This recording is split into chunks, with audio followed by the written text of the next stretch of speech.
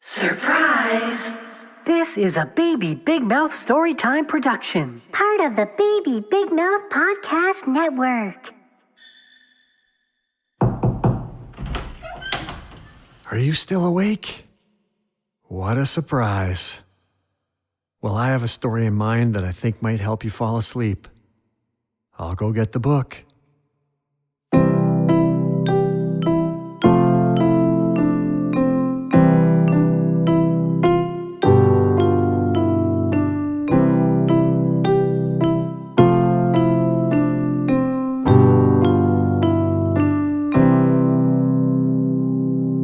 This story is called The Bogey Beast. It sounds a bit scary, but it really isn't. It's about a lady who has an incredibly positive attitude. Maybe we can learn from her. It's a bit of a long one and I'm pretty tired, so we'll see what happens. There was once a woman who was very, very cheerful, though she had little to make her so, for she was old and poor and lonely. She lived in a little bit of a cottage and earned a scant living by running errands for her neighbors, getting a bite here and a bite there as a reward for her services. So she managed to get by and always looked as spry and cheery as if she had not a want in the world. Now one summer evening, as she was trotting, full of smiles as ever, along the high road to her cottage, what should she see but a big black pot lying in the ditch? "Goodness me!" she cried. "That would be just the very thing for me if I only had something to put in it. But I haven't. Now who could have left it in the ditch?" And she looked about her, expecting the owner would not be far off, but she could see nobody.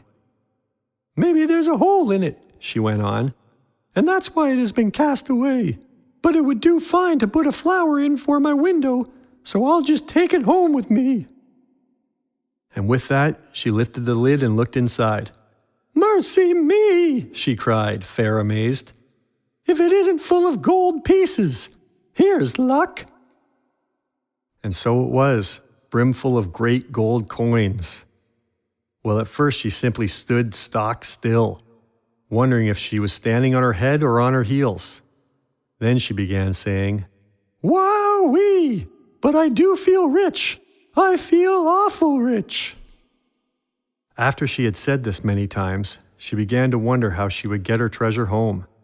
It was too heavy for her to carry, and she could see no better way than to tie it to the end of her shawl and drag it home behind her like a go-kart.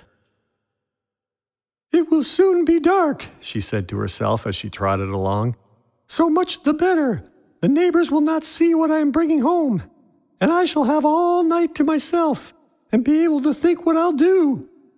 Maybe I'll buy a grand house and just sit by the fire with a cup o' tea and do not work at all like a queen. Or maybe I'll bury it at the garden foot and just keep a bit in the old china teapot on the chimney piece. Or maybe, goody, I feel that grand I don't know myself." By this time, she was a bit tired of dragging such a heavy weight, and stopping to rest a while, turned to look at her treasure.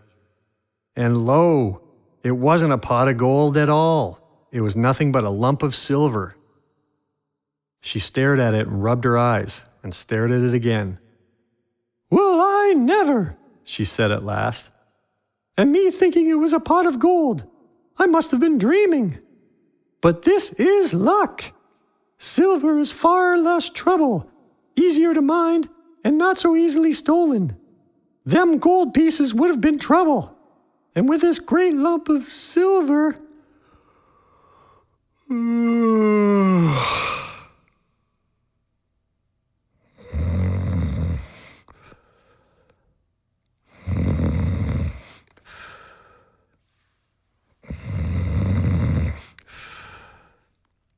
Huh? What? Okay. What? So Little Red Riding Hood was in the... Oh, man. I must have fallen asleep. Sorry, thanks for waking me up. What were we reading? Little Red Riding Hood? Oh, no, right. Bogey Beast. Okay, so her gold is turned into silver. Let's get back to it. So she went off again, planning what she would do, and feeling as rich, until becoming a bit tired again, she stopped to rest and gave a look around to see if her treasure was safe. And she saw nothing but a great lump of iron. "Well, I never," says she again. "And I'm mistaking it for silver. I must have been dreaming. But this is luck. It's real convenient. I can get penny pieces for old iron, and penny pieces are a deal handier for me than your gold and silver. Why, I would never have slept a wink worrying about it. But a penny piece comes in useful, and I shall sell that iron for a lot and be real rich. Rolling rich." So on she trotted, full of plans as to how she would spend her penny pieces, till once more she stopped to rest and looked round to see her treasure was safe. And this time, she saw nothing but a big stone. What do you think she said? "Well, I never," she cried, full of smiles. This lady's always happy. "And to think I mistook it for iron. I must have been dreaming. But here's luck indeed, and me wanting a stone terrible bad to stick open the gate. My, oh my! But it's a change for the better. It's a fine thing to have good luck." So all in a hurry to see how the stone would keep the gate open, she trotted off down the hill till she came to her own cottage.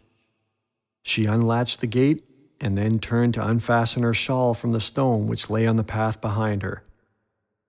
Aye, it was a stone sure enough. There was plenty of light to see it lying there. So she bent over it to unfasten the shawl end when, oh my! All of a sudden it gave a jump, a squeal, and in one moment was as big as a haystack.